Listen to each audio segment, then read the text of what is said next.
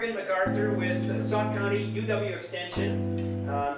I'll be your genial, jovial host this evening about this really important program. Right now, you're perched on your seat, and I hope you're comfortable, but I can assure you by the end of this hour, you'll be just right on the edge of it. That's it. You'll just be right on the edge of your seat. We've got a really exciting panel, a subject that is very important, and that Reedsburg spirit, the community, has turned out for this in these kinds of numbers is blinking impressive. I applaud you, and you should applaud yourselves. Yep.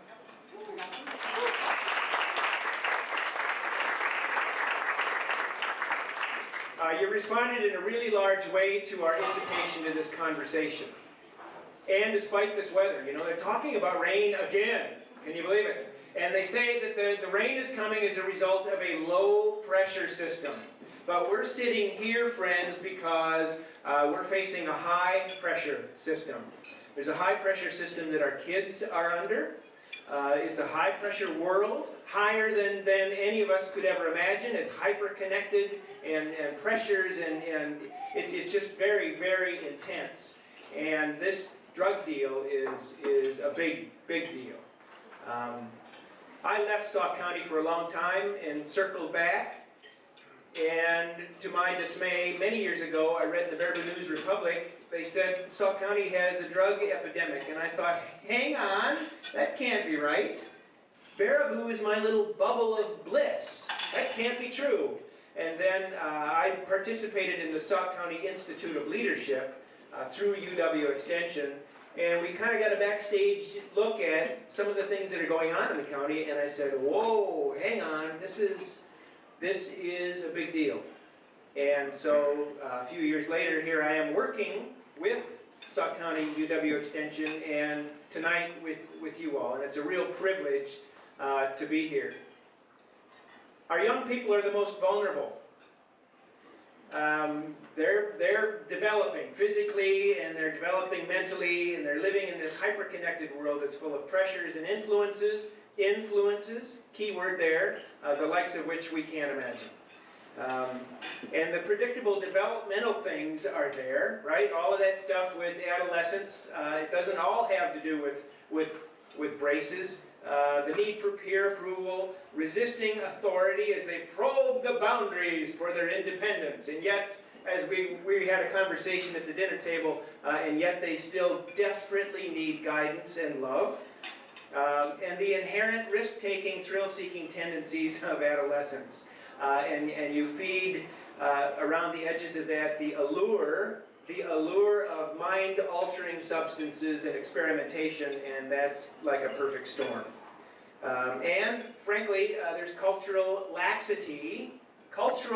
and societal laxity around drug use.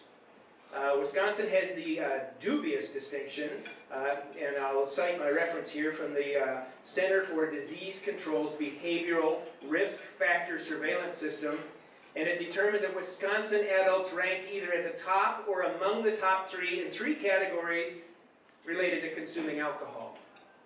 So Wisconsin's got a little problem, big problem. 10 of the 20 drunkest cities in America are in Wisconsin. That citation comes from May 15, 2018 in USA Today. So cultural laxity around drug use, alcohol, nicotine, soon marijuana, and family units are always under pressure. The pressure of family units, and that's a perfect environment for a storm. So that you're here tonight inspires me, and I hope that our panel inspires you. We're here for education and to provide inspiration. And an inspiring sort of fella. He's got to be inspiring. He's been in this job for 17 years, ladies and gentlemen. Please welcome Tom Benson, the District Administrator for Reedsburg School District. Here we go, Tom.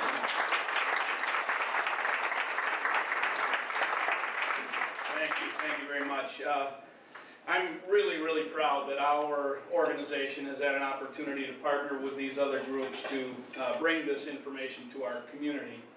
But way beyond that, I'm really proud of all of you. I have to echo exactly what was said just a couple of minutes ago. It's so exciting.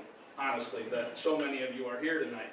I'm especially thrilled that many of the faces in the crowd are employees of the School District of Reedsburg. I'm proud of you for being here as well. So thank you for that. The really good news for all of you is that I'm not part of the program. You got about 25 more seconds to put up with me, but this is a community that I've come to know pretty well, and it's a community that really, really cares about kids. And we can talk about all the things that this community does for kids with sports programs and church programs and a beautiful Boys and Girls Club that's new to our community, and so many, many things. I'd love to have us talk about all of those sometime as well. But this is really, really an important topic for us to have some conversation, some open, honest conversation about. And we've assembled the right people here to make that happen. And so, once again, thanks for being here tonight. Really, really proud of what's going to happen here tonight. So I'll turn it back to you. Thunderous applause, Reedsburg. Well, we'll keep you on cue here, right? So I'm here because I don't want to be. And that's not going to function for me a little bit. Hello? There's an on-off. There's an on-off there. I've got the green. Here we go now. Look at him go. Look at him go. All right. Let's just try it the other way. There we go. Look at that. You can figure that out. I'll do a little talking. I'm here because I don't want to be. That has nothing to do with having to wear a necktie. It has nothing to do with working after hours. It has everything to. We're streaming this Facebook Live. Hello, ladies and gentlemen. Welcome to Reedsburg, Wisconsin. I'm a beaver. You're a beaver. We are beavers all. Let's get together and do the beaver call. That's right. Yeah. It's a throwback. I've had that rattling around in my head for a long time. Just had to get it out tonight. You know what I mean? So, look, I don't really want to be here, and I'll tell you why. And yet I do want to be here. It's because there was too much alcohol flowing through my home when I grew up. And later on, my dad died at an early age, at age 64, because he started smoking when he was a teenager. So nicotine use put him in the dirt sooner than he needed to be in the dirt. I have a first cousin that probably died of, and I say probably died of, an opioid overdose. He was my age. I say probably because these things are hidden little family secrets. You know, I connected the dots, and I thought, that's where that goes. Now, knowing what I know, so we're all going to be touched by this deal if we haven't been already. I have a high school classmate who was hit head-on by a drunk driver in 2008. Actually, she lives here in Reedsburg. Since that incident, she's had 23 surgeries. And she's had one leg amputated shorter and shorter and shorter 3 times. Absolutely tragic and beyond her control. And all of us are sharing the road with impaired drivers. So this is really, really important tonight. To me, personally. And hopefully to you as well. Look, we have an all-star team assembled. And I will introduce all of them now.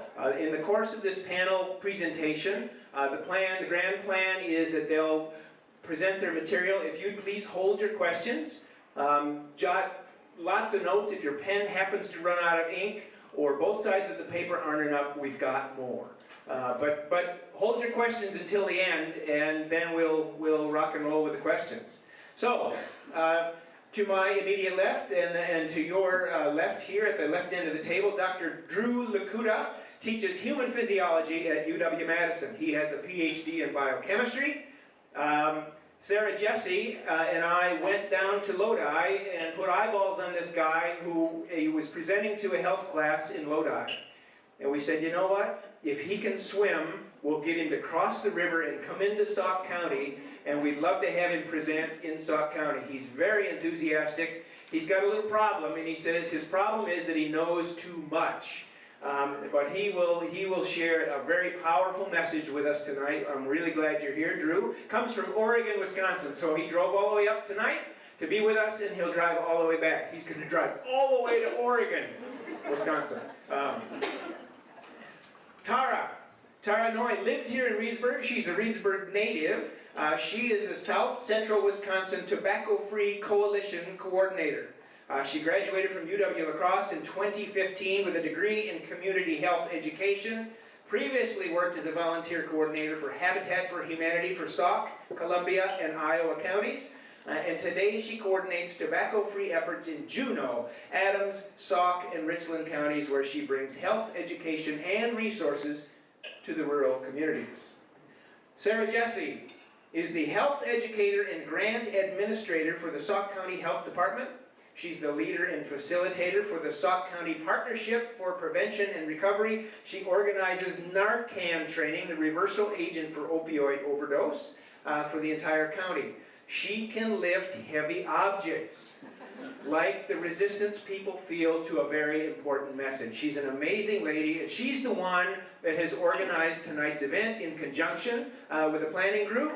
And she has found the funds for feeding us, which is really unusual. Yeah. And at the far end is Summer Carl. She's packing heat, so don't give her any heckling, right? The first time I saw Summer, it was at an initial meeting for this partnership for prevention and recovery, and here's this good-looking gal with a big gun on her hip, and I thought, well, there you go. Just play nice. She is the Reedsburg Police Department School Liaison Officer. Reedsburg is the only with a big O, only school district in Sauk County to be running a drug abuse resistance education, or DARE program. Summer is the instructor for that program, and off of the internet today I plucked a quote, and I know, don't be scared, be very scared, young lady. Of course I'm scared, you got a gun. And that quote is, at the end of the DARE program, kids write an essay, right? 10-week program, elementary school. Fifth grade, yep. And Summer said, I hope, and this is to parents, I hope that you all take the opportunity to read your children's essays and find out what they've learned in the program, because you, as parents and family, are the biggest and most influential role models these kids will ever have. Which drives home for me why it is so inspiring to see so many of you here tonight. Thank you for being here. We'll get the panel underway. Ladies and gentlemen, Dr. Drew Lakuda.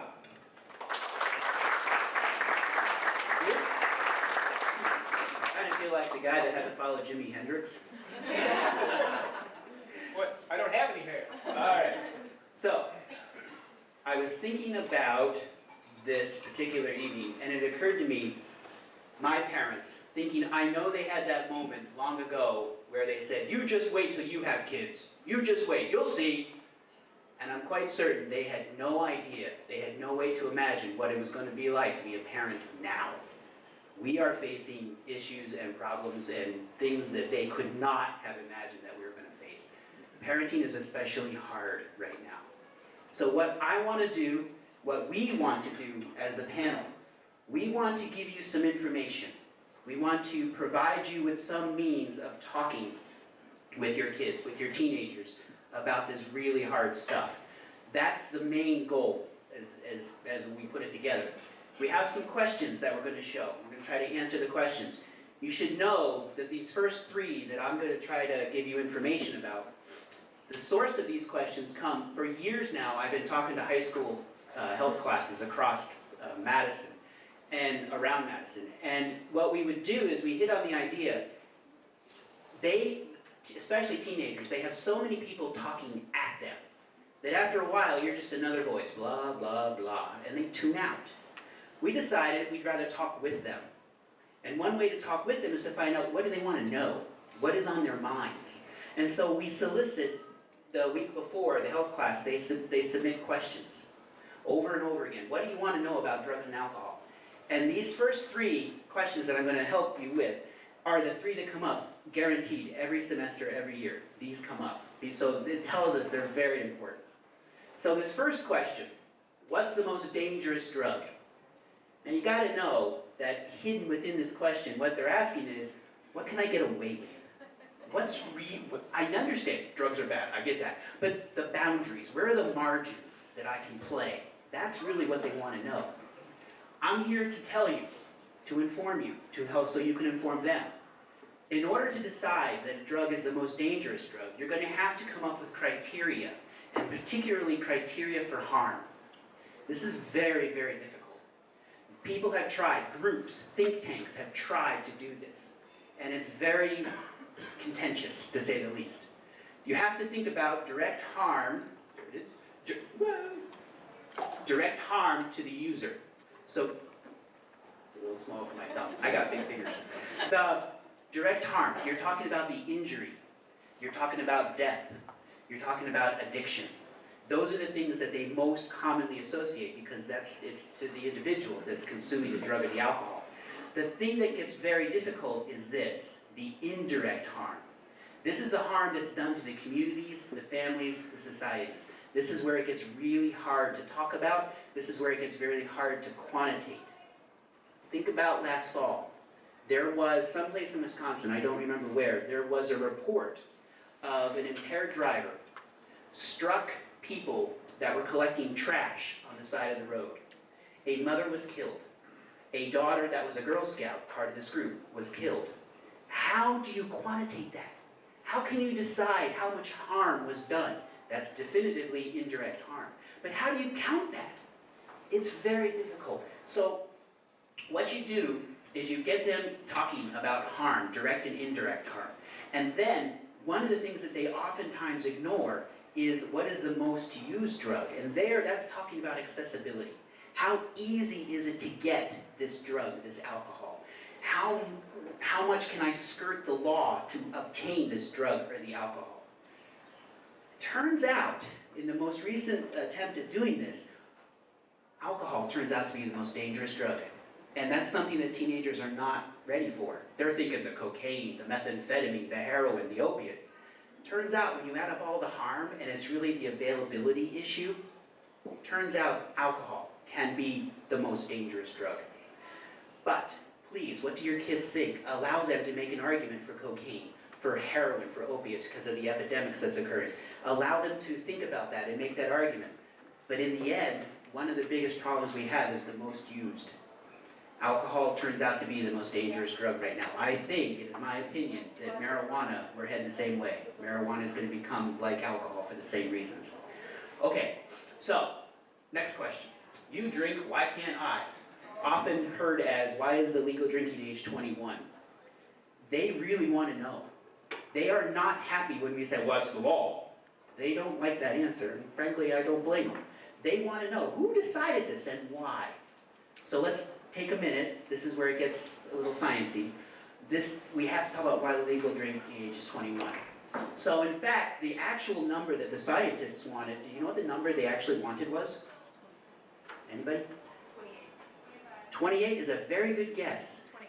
25. Do anybody know the significance of that number? That's when you can rent a car. Is that what you're going to say? Brain development. That's where we're going with this. The insurance companies, they don't care about brain development. They care about the actuarial tables. 25 would be the number the scientists wanted.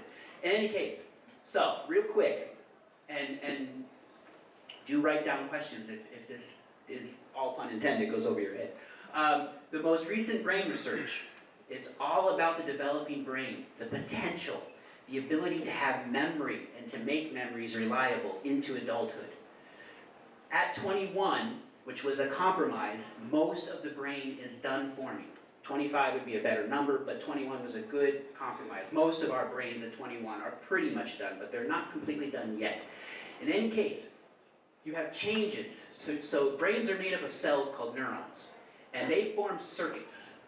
And it's within these neuronal circuits that the brain works. How you have memories, how you behave, how you make decisions. It's all about neurons communicating with each other in a circuit. That's all done pretty much cooking at 21. At 21, you have better impulse control. You can understand why.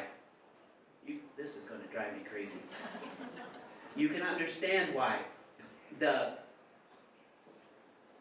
is not a good idea to get up on the table and dance and sing when you're inebriated because, well, you're not a very good dancer and no, you can't sing so well. But you can't see that, so that impulse control is better. I do, actually. Yeah. That's going to drive me crazy. Okay. Oh, yes. The retina burning green laser. So, you have, Decreased risk-taking. Somehow, our childlike tendencies never seem to leave us. Well, don't you know, I just want to... The rebels are there and Luke Skywalker is with them. Lightsaber. Anyway, I'm off topic. Increased recovery times. Y'all know this, that as you get older and you abuse alcohol and other drugs, it takes longer to recover just because your physiology is changing. So these are some of the biological reasons why. Now, here's the thing. Turns out, when you're about 8 to 10 years old, this thing up here, this bony cranium, is done. It's not going to get any bigger.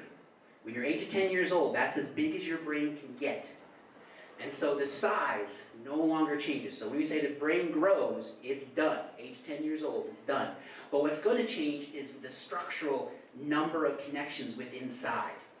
Think computers. Computers, we talk about processing speed. That's what continues to develop past 8 to 10 years old. The processing power of the brain, because of the neuronal circuitry, continues to increase.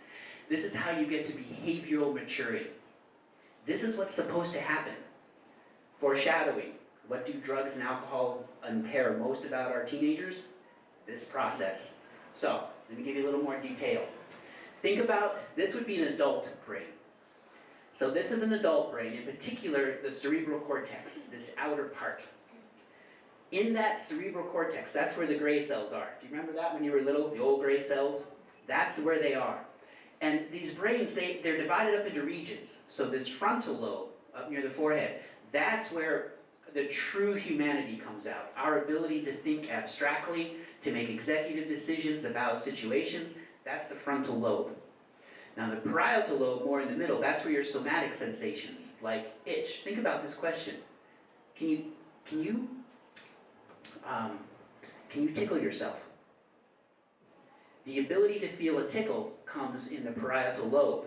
The ability to determine whether you're going to laugh comes from the frontal lobe. That's an example of the connections that happens between the two. It's an interesting question why you can't tickle yourself. Anyway, back here at the back, occipital lobe, that's where visual information arrives and gets processed.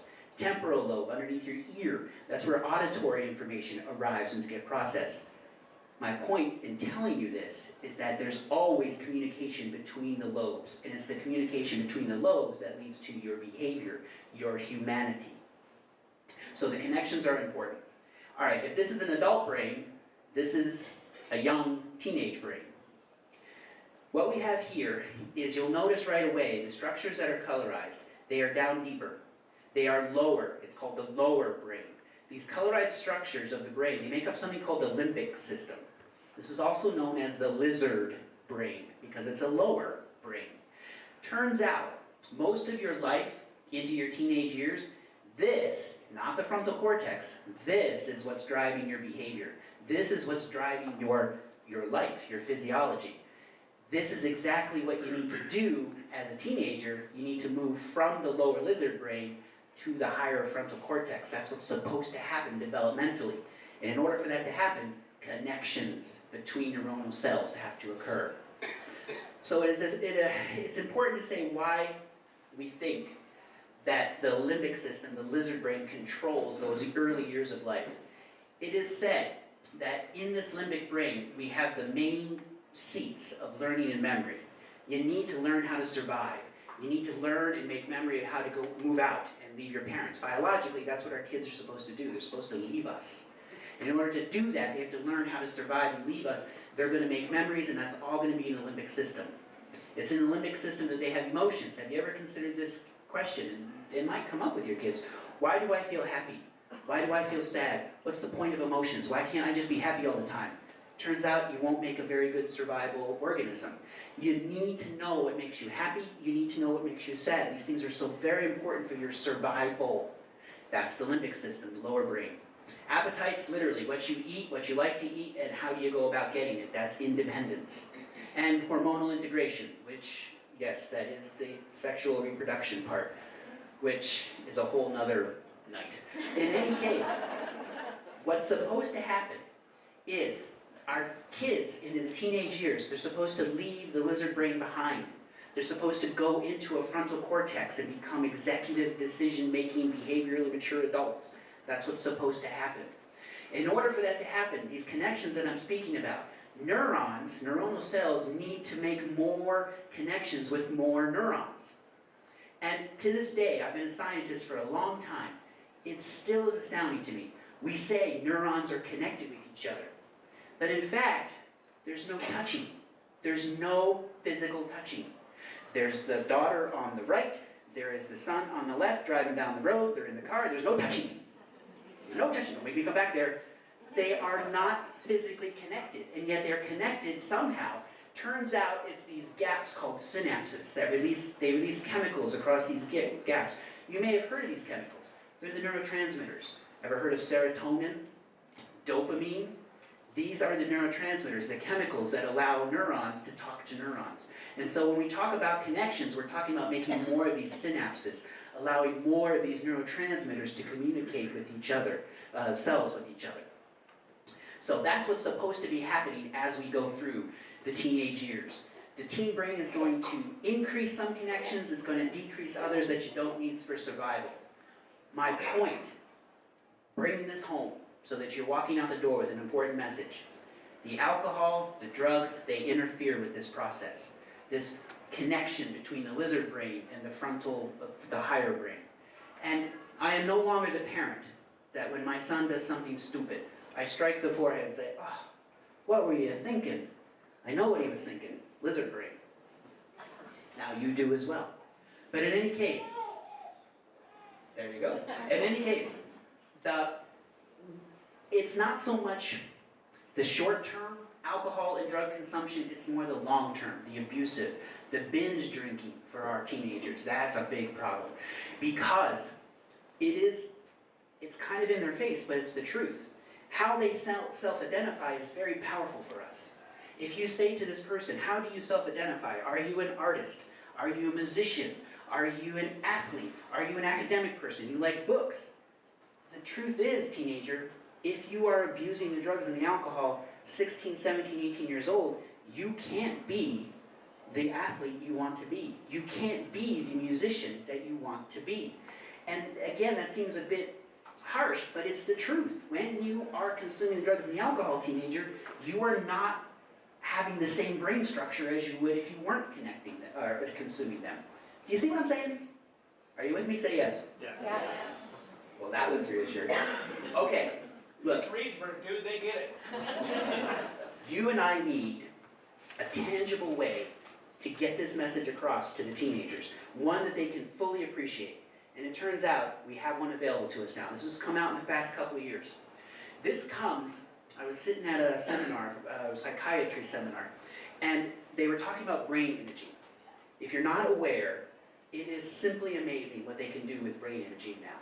Particularly putting you in an MRI and looking at different parts of the brain simultaneously, making measurements. It is truly amazing. And what they're going to, did I remember? I think I have them right here. Perfect. Thank you, How thank can I you. help you? Can I help you? Actually, you can. Morgan will be Vanna. Okay, what you do is you get together groups of people, healthy, controlled people that are not abusing drugs or alcohol. You get the heavy drinkers that are not addicted. These could be the teenagers that abuse on the weekends or binge. You get people who are at different points of addiction, and you can also get recovery, people that are recovering addicts. You get them together, you put them in these MRI machines, and you say, okay, volunteer, thank you for being here. We're going to play a game. And the way this game works is on the screen, go ahead and show them the letter. If you see on the screen while you're laying in this MRI machine, you see a letter. What we want you to do is that pad off to the side, we want you to tap your finger. So you get trained. If you see a letter, you tap your finger. If the screen goes blank, no tap. Understand the game? Let's play it once. Letter. I heard that. Blank. I didn't hear that. They say, okay, volunteer, you're doing well. They do this for a little while. They say, okay, now, same game.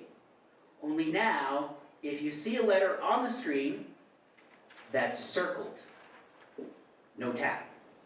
Think about the cognitive load this puts on a person. They've been trained to see a letter and make a decision and tap their finger. And now they have to take, ooh, it's circled. Oh, right, yes, frontal cortex. No, I'm not going to tap my finger. This puts a cognitive load on them. Thank you, Ben. So, they have you in the machine, you're playing this game, you're tapping along. What's really both amazing and kind of scary, this is a science fiction novel waiting to be written. They can measure multiple regions of your brain with brain activity in this MRI scanner. They can measure the sensory cortex. Remember I told you the occipital back here receives visual information? They can see that area light up. Yes, I saw the screen. And yes, it did or did not have a letter. That shows up there. And then with millisecond resolution, they see the signal fly up to the frontal cortex, because now you gotta process it. Was it a letter? Was it circled? That information is now being processed here. They can measure this. And then the decision whether or not to move the finger, that's the cerebellum, that's this weird looking structure down here that controls, or is important for motor movement, motor programs like tapping your finger. Do you see how this works? This is amazing. They're collecting all this data while you're playing this game. What does it reveal? It is said, the technicians that do this day after day after day, you can bring them into a room, and on the table is data. Nothing more than brain data. That data consists of the time for the brain regions to activate, the time for the brain regions to send a signal, the reaction time, whether or not you're actually going to tap your finger, the error rates. You got to know they set you up. Letter, letter, letter, letter, circle. Oh, I tapped and I shouldn't. That's an error. That's an error rate, and they can measure that. That's the data they're looking at. It is said 90% accuracy. They can look at that table and say, ooh, that's an addicted brain. Ooh, that's a healthy brain. Ooh, now this brain's a little confusing. Is this a recovering addict? I'm not sure what to make sense of this one. They can identify you by looking at your brain data. Addiction is now called the brain state, an acquired brain state. This is the way you and I are going to tangibly get through to the teenagers. You can actually measure the impact of the abuse of drugs and alcohol as a teenager. We can measure it. So this is not some abstract concept. It is real, and there it is. It is measurable. So we ask the teens, although some of these changes are reversible, not all of them, what are you setting yourself up for, teenager? Do you want to be that athlete or not? Do you want to be that musician or not? What are you setting yourself up for? Because we can measure and tell you what you're setting yourself up for. Are you empowered? This is tangible. I hope it's tangible anyway. All right. Sarah and I love this image.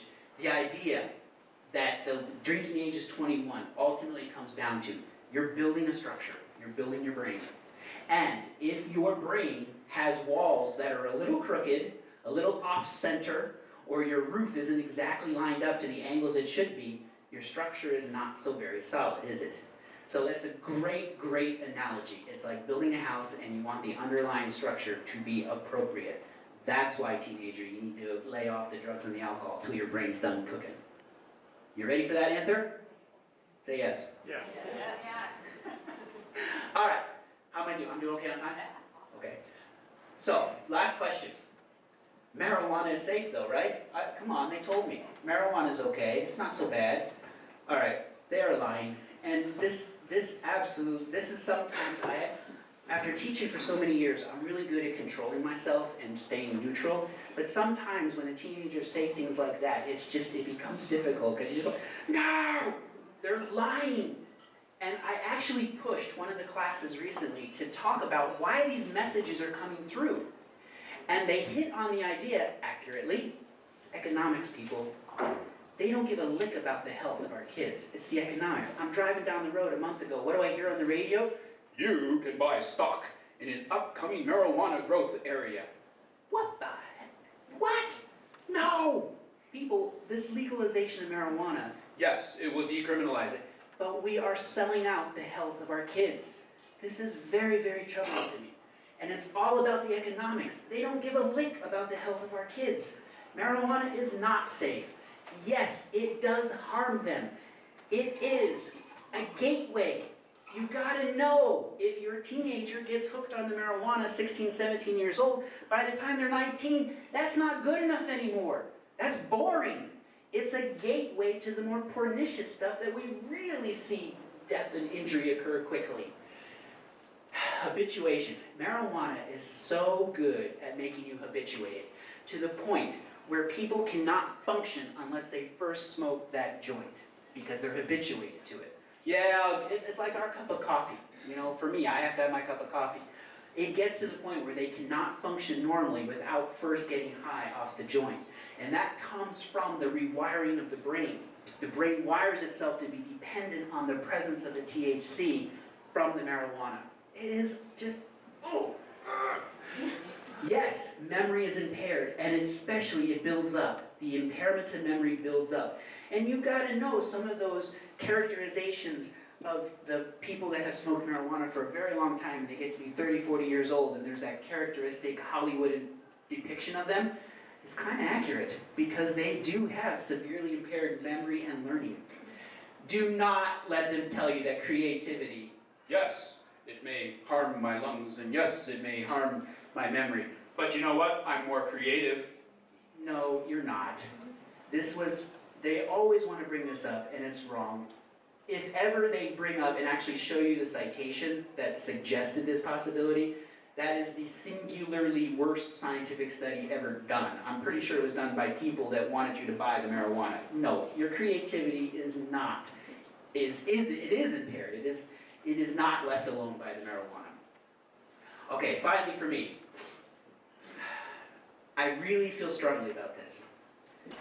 And your kids are going to bring this up, so you should be thinking about it. Medical marijuana, I am not opposed to. Medical marijuana says that just like any other pharmacological agent that a healthcare provider might give you to alleviate symptoms, that is very different than buying marijuana for commercial consumption and recreational use. These are two very different issues for many, many reasons that we can talk about later on together. The point is this: if we are going to legalize the marijuana, we are in for trouble. Marijuana is going to become our next alcohol, the most dangerous drug. Because of this legalization trend and this ignorance of how the economics are driving it, we are not going to like the results. So California, Colorado, places that have legalized the marijuana. I just pulled this 2 weeks ago from Science Daily. In these two states where they have legalized marijuana, They've decriminalized it. they now have significant impairments, significant problems with motor vehicle crashes. Isn't that what alcohol does, drunk driving? They now have this problem with marijuana. Significant respiratory problems. A significant increase in psychosis and neuropsychological decline. They're not doing well in school. Imagine that. They're taking marijuana because it's legal and they're not doing well in school. They have significant adult onset depressive symptoms. Imagine that. People, think carefully about this issue because it matters a lot. Marijuana does just as much harm as the other drugs, and that is the big message I want to get across to you. All right, I think I'm right on time. I have one question for you, Dr. Lakuta. Please. You used the big word habituation. Can you define that for me, please? Yes, habituation. So, how to get to this? Tell me if you do not know this. So when a person is addicted to, say, alcohol, especially alcoholics, if you remove the alcohol from them and they go into detox, they get the DTs. Do you know about the DTs, the tremors? They're extremely sensitive to light and sound. Part of what happened is, in your brain right now, as you're sitting here, there are regions that are being excited so you can think, listen, and process. And there are regions that have to be inhibited. Because you don't want to be sitting there and having your arm go like that, or having your leg fly out like that. Those things are not happening because of the inhibition. That hurt, by the way. I shouldn't have done that. But what I'm saying is, because of that normal balance of excitation and inhibition that's occurring all the time in your brain, the presence of the alcohol preferentially by itself accentuates the inhibition and turns down the excitation. Take away the alcohol and your brain says, whoa, brakes are off, zoom! And so now sound is so loud, light is so bright, because the normal inhibition is gone. the brain has become habituated. It has rewired itself to be functional in the presence of the alcohol. THC from the marijuana, same thing. The THC goes to many different parts of the brain and affects the excitation and inhibition of it. It now becomes reliant. Normal function cannot go unless you have the presence of the THC. You remove that chemical, the brain is not ready to deal with the absence of the chemical because it was habituated. Did that make sense? That was a great question. Thank you. Thank you. All right. I am very pleased to turn this over to Tara. So are you gonna, good luck. I will try to master both, yes. Okay, there you go. Hi everyone. So I'm going to tackle everyone knows not to smoke, but isn't vaping okay? Fun.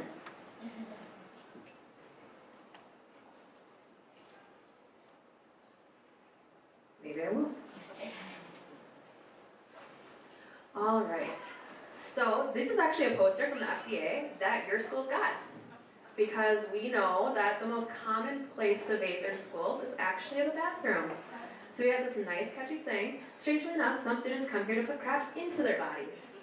Isn't that fun? Because we're putting a lot of the same cancer-causing chemicals that we already know are in cigarettes, we've known for decades, into our bodies, just in a fun vape pen. So, can I interrupt just a second? Yeah. And just define what vapes might be. Old people like me are not familiar with what vapes are. Yes. So we have a wide array because we don't make it easy. There's a ton of them.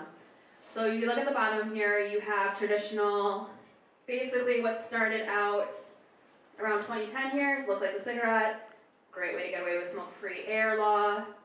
And we progressed to the big old mod in the center, which will run you a lot of money. That's more of your experienced vapors, mostly adults. And then we go all the way to the end where you start seeing the biggest trends with kids. We have the Soren, which we have on a table in the back, and we have the Juul. The one thing they all have in common is that they have a few stuff in common. They have a cartridge. This is where you put your e-juice, which can be a wide variety of chemicals, flavors, different levels of nicotine. They all have an atomizing coil that heats up that e-juice.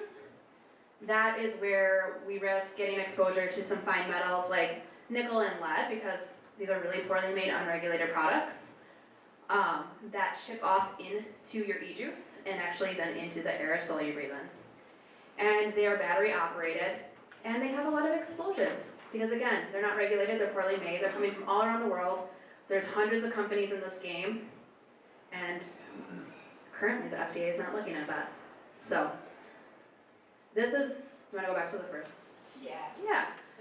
So we're going to talk about it because we know that this is the new up-and-coming, unfortunately, drug of choice with kids. So in Sauk County, overall 1 in 5 kids in 2017 reported that they were vaping, as high as 1 in 4 in one of our school districts in 2017, so 25%. That was before the CDC came out and said in 2018 that increased 77% with high schoolers. So we've completed the YRBS in Reedsburg. It's on the radar, right? It's completed. Awesome. So we'll know 2019 data here soon, but we're going to see a major jump in that 20% if we're staying with the national average at all. So does everybody know what the Juul is? Guess we can start with that. Raise your hands. You've seen a Juul, know what it is? Okay. This seems to be the most popular. And I'm going to let Sarah model it because I can't hold a mic and display. It looks like a flash drive. Like walk around with Yeah, and you can hand it out, we can pass it around. Show the Facebook Live people, so Yeah. Ooh, right. there we go. Great. I just need my device back. I don't want to buy a new one. So, thank you. That would be a bad look that the tobacco coordinator's going into a vape shop buying gear. I've done it, but I'm not above it. So, it looks like a flash drive. It has a USB port charger. It plugs right into a computer. Or you can plug it right into any US port that plugs into a wall. It's got these beautiful colored pods. They're very dainty and tiny and come in fun flavors like fruit medley, cream, mint, all sorts of fun. Mango. And that one little pod has a pack of cigarettes worth of nicotine in it. You guys know how many cigarettes are in a pack? 20. That's a lot. So, in that one little pod, you have 20 cigarettes worth of nicotine. The reason if you look at it, you can see why this might appeal to youth. It fits in the palm of your hand. And it smells like whatever the flavor is. Gone are the days of smelling like a cigarette smoker when you're using this. You smell like preteen body mist. How fast is the pod? How fast can the pod be, Consumed? How fast can you ingest it? How fast can it be consumed? Perfect. So it can take anywhere from a day up to a week depending on the use rate. But what is especially genius of the Juul company is that it has a chip in it that reads how your habit of drawing is. So like how long of a draw or a pull that you take out of that vape, it knows. And it wants to make sure you get enough nicotine because it's looking out for you. So it will regulate how much nicotine you're getting to make sure you're getting enough of a high with whatever type of draw you take. And it comes with a convenient price of $30. So you're saying they can take a pack of cigarettes in really fast? Yes, they can take it in extremely fast, just as fast as a pack-a-day smoker. And you can buy a 4-pack of pods for $15 at your local convenience store. So, a pack of cigarettes usually costs around $8, so $15 compared to $24, pretty big bang for your buck.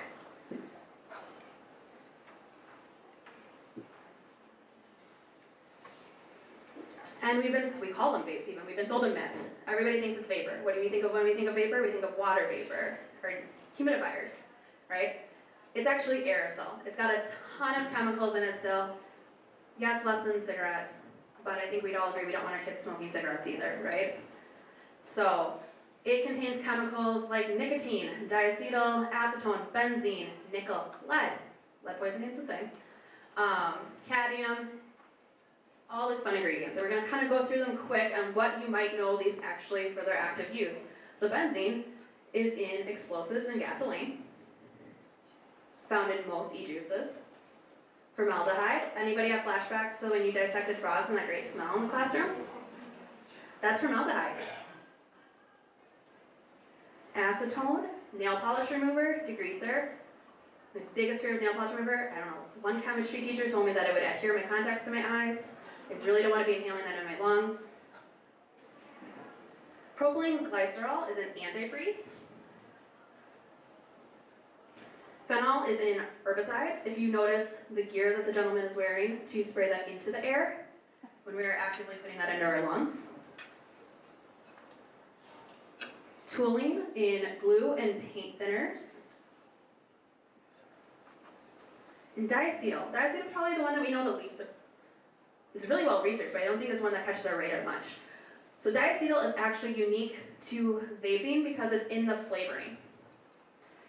And it is actually banned from being in buttered popcorn because it was causing irreversible lung damage to factory workers.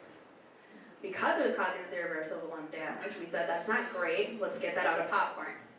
But it's what the most common use is for flavoring our e-cigarettes and e-juice in flavors like unicorn puke.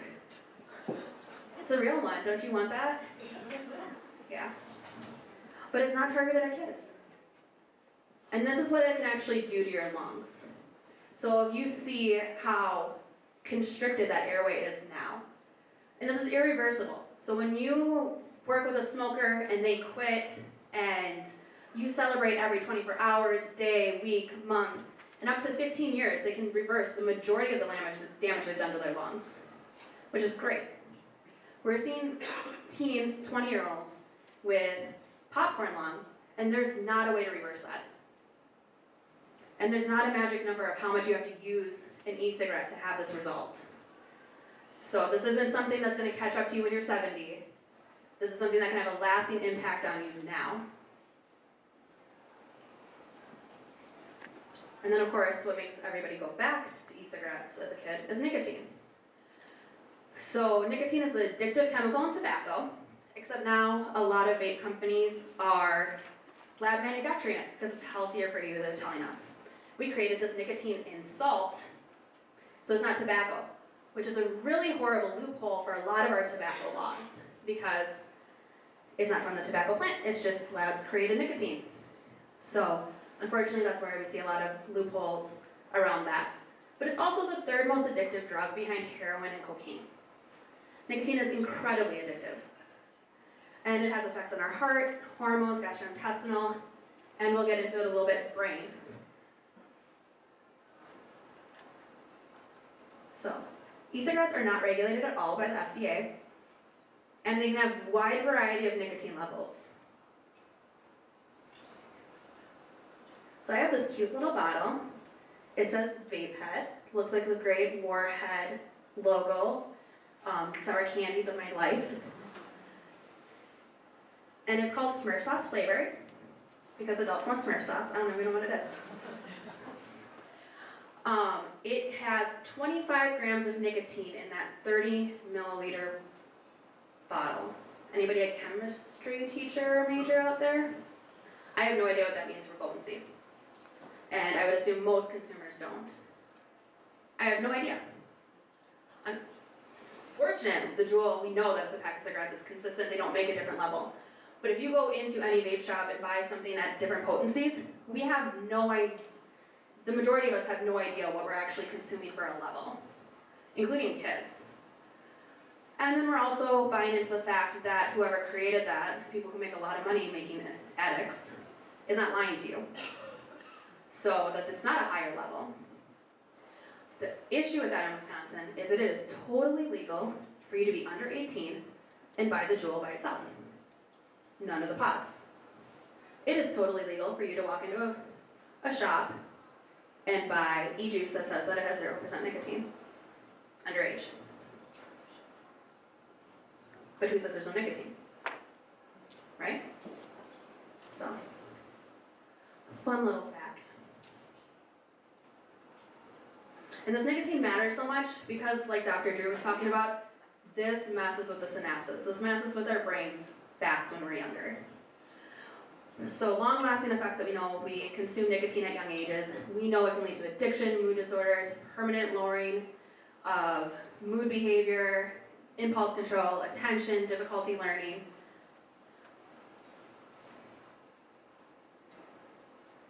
And how that happens is our brains, when we're young, are incredibly gifted at learning skills. We are great at learning foreign languages, hockey, soccer, and our brain doesn't know the difference between learning how to do algebra and vaping. It just looks at it as a skill, and it wants to learn it as fast as it can. And that forms new synapses communicating that skill to us. The issue is when we do that young, it's incredibly hard to fight that wiring. It's something we'll end up struggling for the rest of our lives. So when we learn that young, and that's how our brain works, it primes the brain to go beyond sometimes nicotine. Sometimes we go beyond vaping, and then we go to cigarettes or other tobacco products. But it can also mean that we go to alcohol, marijuana, heroin. That is our primed way of dealing with certain situations now. We have created that as a pathway in our brain.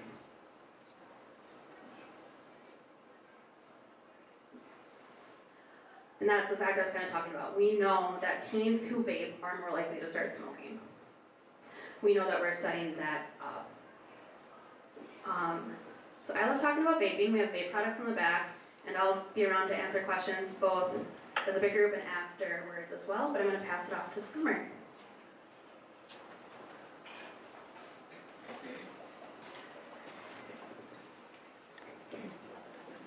My apologies right off the bat because I do not embrace public speaking. So I'm going to talk a little bit about the different ways, or what I'm seeing in our schools as a parent, growing up in a small town, living in a small town, just the stuff that I hear, and being the SRO in the high school, some of those things too. I do much better when you ask questions, so hopefully I will take less time covering some of these things and then have more time to answer your questions that are specific to what we're seeing. So a couple of things that I'm thinking about as Tara's talking is the things that I'm seeing in the high school are definitely vaping, THC, and alcohol. Not a lot of alcohol, but a lot more vaping. And when we talk about vaping, there's so much to know about vaping. I'm still learning, but when we're having these types of talks with the kids, I first and foremost ask them, well, what do you know about vaping? So if we have a person that vapes, I ask them, tell me what you know about it. And they don't know anything about it. So that's really alarming to me. I think that they think that it is safer. I think that the reason why they're doing it is because it's easier to get away with. It's more discreet. You can do it in the class. Gone are the days that you have the smoker's corner or people leaving, coming back smelling like smoke. They do it in the classroom. They don't have to leave school. It's instantaneously. They share it with their friends. It's easy to hide, you know, in your possessions. You can put it in a bag after a bag after a bag after a bag. Those types of things. I also think a lot of the reason why the kids are vaping is I think that it's a lesser of the evils.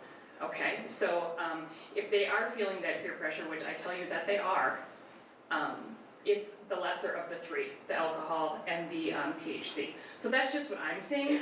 I ask the kids to tell me, you know, what do you know about it? And they're like, I really don't know much about it. And if they do tell me what they know, it's inaccurate. So I really encourage you guys to ask any questions that you have that you can help teach your kids because they don't know. Also with the vape pens, legally there's some kind of twists in the law. So the Juuls are exclusive to nicotine, so those have nicotine in them. Now some of the other devices you can use for just vape juice, 0% nicotine, you can use for actually having the nicotine vape juice with the percentage in it, or you can use marijuana. So I've had a couple arrests at the high school with a e-cigarette that tested positive for marijuana, okay? We cannot test for nicotine, okay? So I have no test for nicotine. If a student has a Juul, can I use that Juul? Yes. So for instance, I'm sorry, yes. So like Tara said, if I have this Juul, if I have a student that has this Juul on them, that is not illegal. It's a school violation, but it's not illegal because there is no nicotine in here. Kind of like a marijuana pipe. If you have a marijuana pipe on you, it's just a pipe. But if you have residue or anything in the pipe or traces of marijuana, then it's possession of a paraphernalia, of a drug paraphernalia. So unless this little pod is in there, this is legal for them to have. I don't let the kids know that though. Okay. All right, so how can I say no and still be accepted? Are you gonna run the clicker for me? All right, so, and I'm not a professional in any means, and the reason how I speak on this is just, I guess my being in the school and hearing kids talk, we've had as young as 5th graders caught with vape devices. We have had arrests in the middle school and the high school. My main concern, even though I am law enforcement, is to educate them. If any of you know me, I'm not a person to throw out tickets. If I have to, I will, but that is not my main method. But I think what really is happening is I think that this is a way for kids to fit in and feel like they're part of something.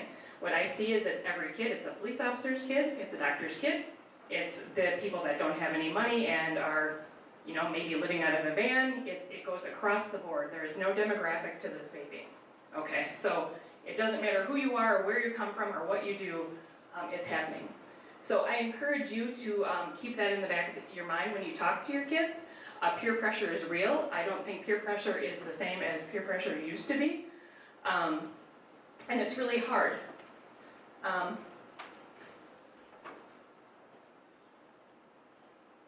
So I think keeping an open mind, I think having constant communication, effective communication, being there, I think giving your kid an out, and just what I see in the schools, if you talk at them instead of to them, you're gonna hit a roadblock.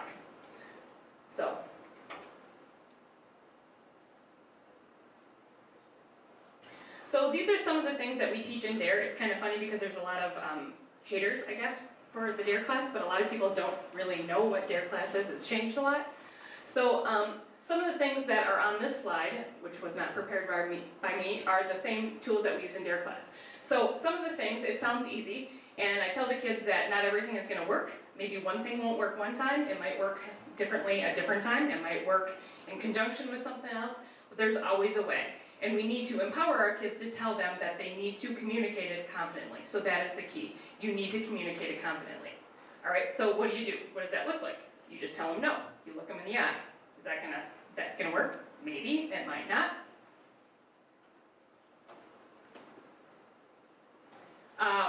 This says blame. I often use a reason or excuse, and I'm cool with that. If I'm the parent, my child has an easy out, I'm a cop, but you can just say, hey, I don't want to get kicked off the team, I want to be able to participate in the musical, there's always a reason. I don't call it lying, I just say find a reason or excuse. And I always tell the kids, you have to figure it out. The sooner you figure it out, the sooner it's going to be easier for you, because this is just continuous life lessons. Often think about the negative consequences, think about what could happen. I know kids are impulsive with the whole brain thing, they don't really think about that. But these are some things that we offer to them. One of the positive consequences that a lot of people don't know about is we have a Quick 50 program. So these are for any alcohol, drug, there's some other things that qualify for this, but if there is information that a student has about drugs or alcohol in the school and there's an arrest made, they make $50. So I like to get that out there and tell the kids, here's a positive consequence. I always hear I don't want to be a snitch, but really you're looking out for yourself, because everybody is looking out for themselves. Nobody's looking out for the other person. So that kind of goes with, blaming it or using a reason or excuse, but think about the positive things too.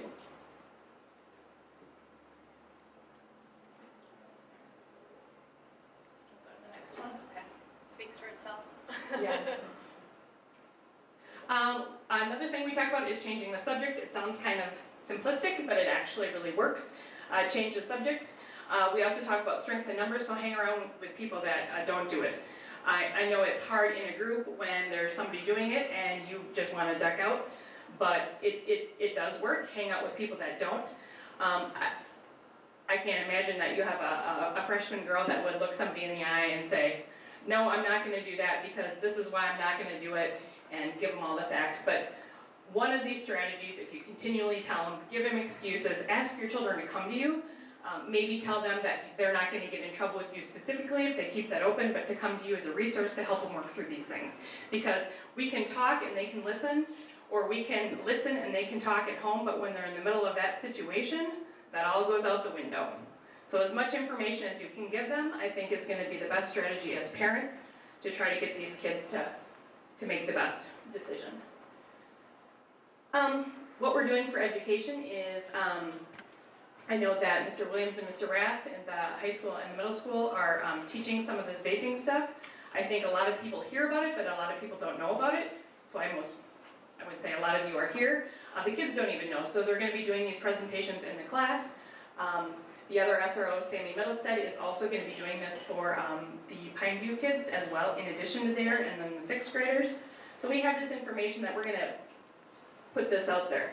The health department has a cart with all of the things that you had seen. So that's kind of a hands-on thing for the kids to kind of, visualize and see, like, oh my gosh. I always tell the DARE kids, like, 200 chemicals in cigarettes, right? I can't even think of 200 chemicals, and I love to clean. So I can't imagine that you're going to find, when they're going to see these things, it might change their mind a little bit about it. Right, that's it. You did it. Yeah, I did it. I talked in the past. Hi everyone, I'm Sarah Jesse, and I have the honor of bringing us home tonight. So I'm the last speaker you'll see up here. You're an incredible audience. Thank you so much for your attention so far. My section of the presentation is what you all can do as parents to prevent youth drug use from boiling over to a more serious problem in your home and in the community. So like a few of our presenters have said already, as a parent, you are the #1 influence on your child. I know this can be hard to believe if you have a teenager in the house. You might really think that they don't care what you think and what you do and what you say, but they really do. It's their job, as Drew was sharing with us, to detach from you. So they have to pretend like they don't care. But you are their #1 influence, and this is backed up by research, which I'll share in just a moment. So what can you do to be the best influence in their life? Here are some tips for you. Number one, get the facts. You're all here tonight, so I'm preaching to the choir. But learn about what's happening in our community, in the county, different ways that you can go about finding out what teens are using these days is go online. I recommend this site by NIDA. It's NIDA for Teen, so it's at a really good teen reading level. And it will talk about all the different drug categories and what effect those drugs have on the brain, on the body, what are some negative consequences from using those drugs. I do want to caution you, as has already been shared tonight, when you are just searching the web for information about drugs, you're going to find a lot from different drug industries.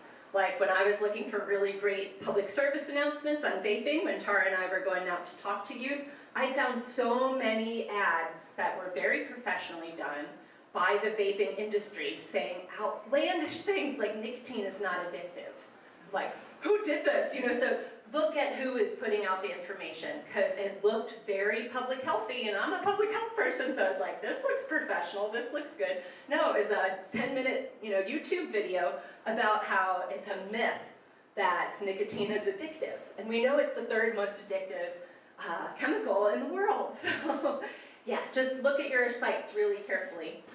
We do have a Sauk County pop quiz on drug use. It's out there in the hallway, it's kind of green, it has answers in the back. I think it's a great way, hopefully a little fun, for you to test your knowledge of what's happening in our county.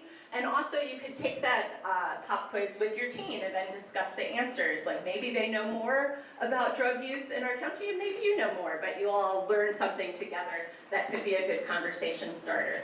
A lot of you subscribe to the e-news that we have for our Sauk County Partnership for Prevention and Recovery. That's a great way to find out about trainings that are happening, events that are happening in the community like this one, and also just keep in touch with what's happening in terms of our efforts to address our drug epidemic. And definitely ask all of us questions, even after tonight. We are free to help you to find the information that you need, because even though you might have a ton of information, you're not going to always know everything, and it's really okay to say that you don't know. I was at a presentation last year from a local psychologist who said, when you're dealing with mental health issues, when you're dealing with substance use, it can be super overwhelming when that's in your house and it's your child, right? And if it comes up and it's a tough conversation and you really don't know what to do, it's okay. And for me, that really made me relax. Like in a situation, I could always tell myself, it's okay not to know. We think we should know everything as parents. And it's really okay and empowering to say, I don't know. And maybe you just say that to yourself. This is overwhelming. This is really difficult. I don't know how to respond right now. I'm going to get help and figure this out, or I'm going to take some time to look into this. So when you're talking to your youth, and a lot of this has already been covered, just a few tips on that. It's not a once and done topic, that you can have this one big conversation about drugs and then you never have to talk about it again. It is going to need to come up several times, especially as your youth grows. Try to find a natural opportunity to talk about this, and unfortunately in our very I would say drug-drenched society, it's really easy, like you come across someone who's drunk, and that's a great time to talk about it. Something happens at school, something's on the news or the radio or a song. Like there can be natural moments when you can talk about drug use with your child. Try to choose a good time, not when you have enough time to relax into it. You're not in a rush and they're in a good mood. If you can find those times, try to use a neutral or positive tone. Try not to be argumentative with them. Show interest and understanding. If you know the tools of active listening, where you listen to what someone says, you make those noises, yep, yeah, and you don't say anything until they're done, and then you paraphrase what they've said back to them. So I think what you're saying is, and you put it in your own words, and they feel really understood then. They feel like, wow, you're listening to me. You're not trying to teach me. You're not trying to change me. You're just hearing what I'm saying. And then if it goes south, if it just goes down the tubes, the conversation, which we all know can happen, don't worry about it. Just let it go and just bring it up again another time. You'll have plenty of opportunities to do that. One way to have these conversations with your kids is in the car. then it might be less confrontational for both of you. There's no eye contact, they're sitting next to you, they're sitting in the back seat, so it's those dashboard conversations that you can have with your kid, and it just might take the pressure off that they don't have to look you in the eye and have this conversation. Another great thing about driving, I know we can feel like we're a taxi service, right, as parents, but offer to drive, because then you get to listen to what the conversation is in the backseat, and you can learn all kinds of things about what's happening. And then, once you're comfortable and they're comfortable with your presence, you could throw out some questions for them. And it's just a really great way to get to know your kids' friends and get to know their parents when you drop them off or pick them up, try to go in and meet them. It would really be helpful then if you can call them later, say, Tommy says that he's going to your house for a sleepover. Is he there? Has he arrived? Just checking, those sorts of conversations that we all need to have.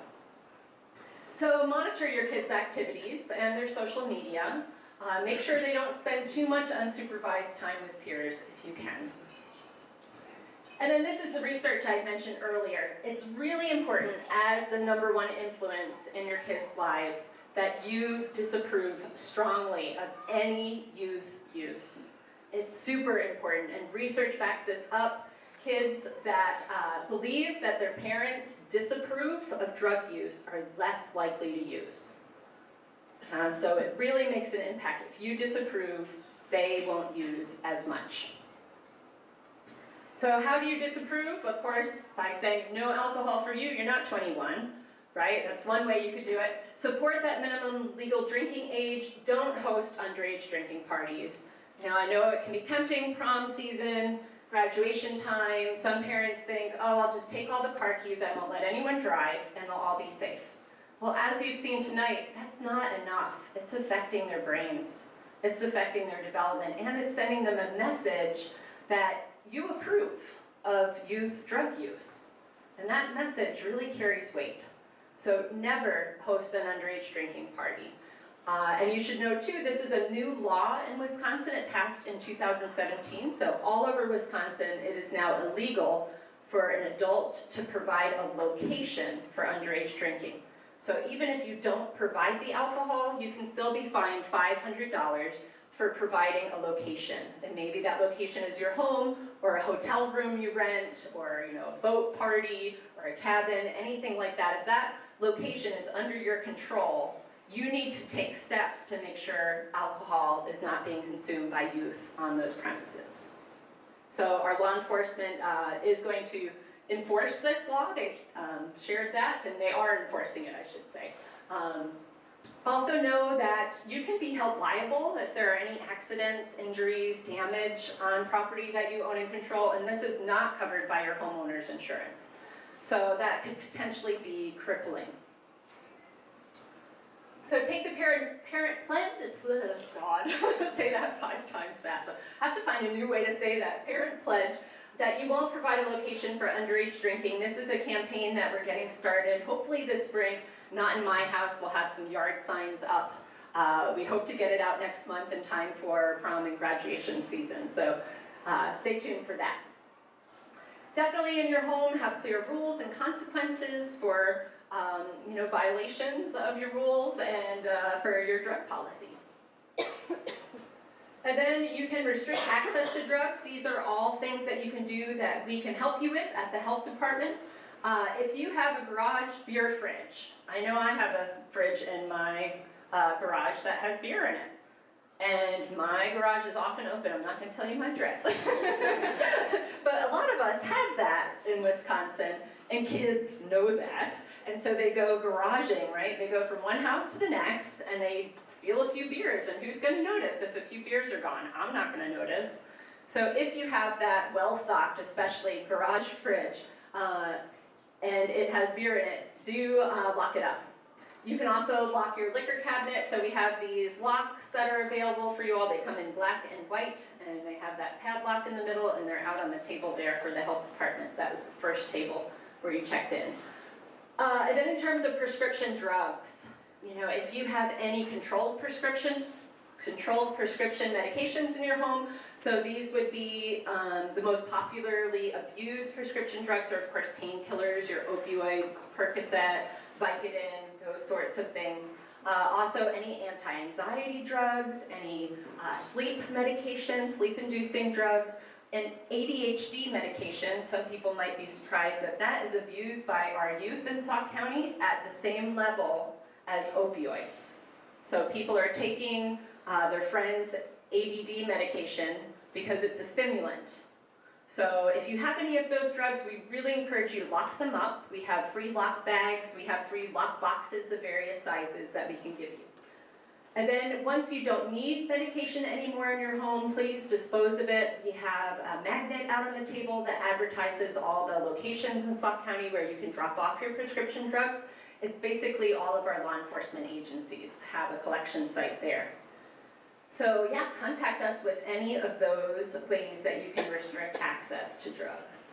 Oh, and I should say here too, if you don't want to bring your unwanted medication to a drop box site, we have at-home disposal units that are this charcoal powder. You pour your medication in, you add water, you seal it up, and you can throw it away at home.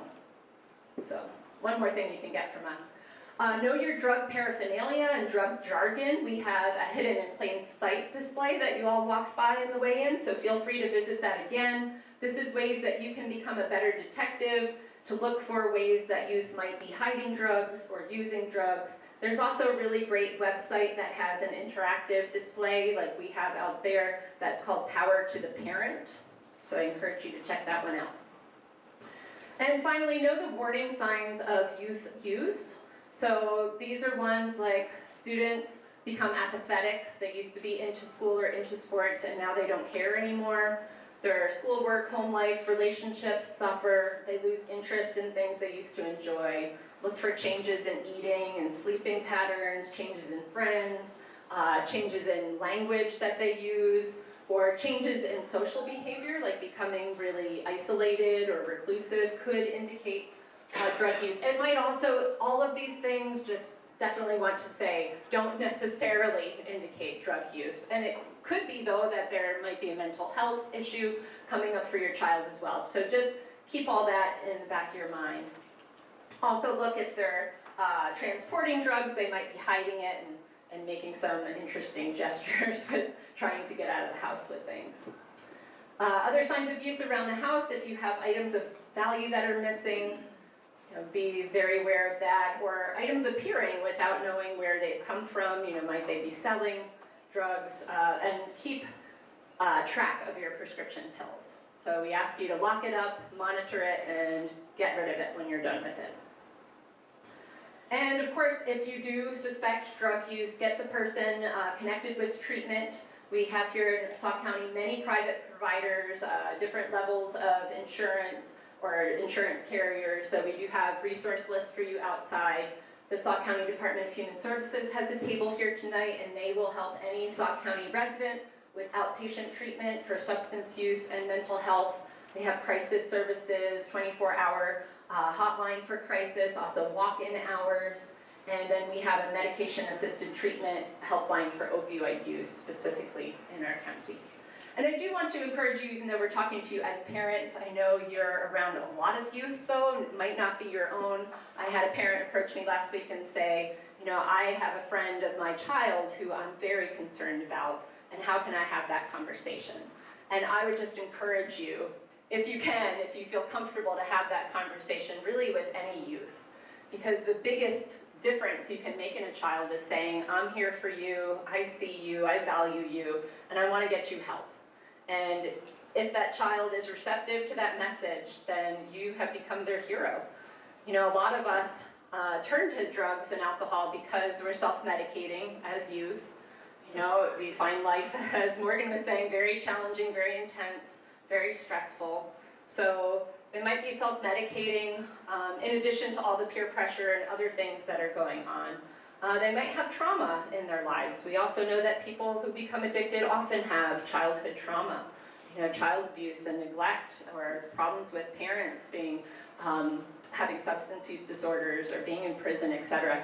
And what science says is the biggest thing that you can do to help that person is just be a stable adult in their life. Just be there for them and talk to them. So that's my pep talk for sharing this far and wide. And that is the end of our program.